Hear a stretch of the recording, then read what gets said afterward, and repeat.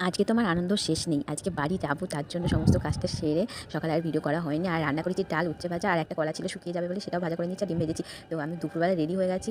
আর বর ডিউটি থেকে 3:30 সময় আসলো। এসে ও রেডি হয়ে চটপট করে বেরিয়ে পড়লাম। তারপর বাস থেকে অটো থেকে এখন বেলঘরিয়া স্টেশন থেকে রানাঘাট থেকে আবার ট্রেন পাল্টিয়ে আমাদের অটোতে উঠে পড়েছি। আর একবারে বাজারে যাবো কারণ একটা জিনিস কেনার আছে বাবার জন্য। তো বাজারে গিয়ে আমার দেওর বলছে যে মেলায় যেতে হবে। মানে আমার যার বাবার বাড়ি কাছেই মেলাটা হচ্ছে। তো চলে এসেছে। আর মাম্মাম আমার কোল থেকে তো নামছেই না, কারোর কোলে যাচ্ছে না। মানে অনেক 2 সপ্তাহ ধরে দেখেনি তো। তো বাড়ির জন্য বাদাম নিয়ে নিলাম। আর আমাদের নামিয়েই দেওর আর বর কোথায় যে গেল এখন আসার নাম নেই। তো আমরা এখানে শুশুড়ি খাচ্ছি। শুশুড়ি তো না, মনে হচ্ছে চিনি জল লবণ দিয়ে খাচ্ছি, 10 টাকা করে নিল। তো তারপরে আমরা মেলা থেকে কিছু খাইনি, বাজারে চলে এসেছি।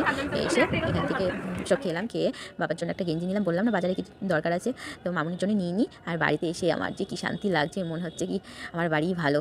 মানে কত যুগ আমি বাড়িতে ছিলাম না, তো বাড়ি এসে ভাত খেয়ে নিলাম। আর এই যে আমার আয়নাতেও মুখ দেখছি, সত্যিই মনে হচ্ছে বাড়ির থেকে শান্তি আর কোথাও নেই। তো আজকের মতো টাটা, গুড নাইট সবাইকে।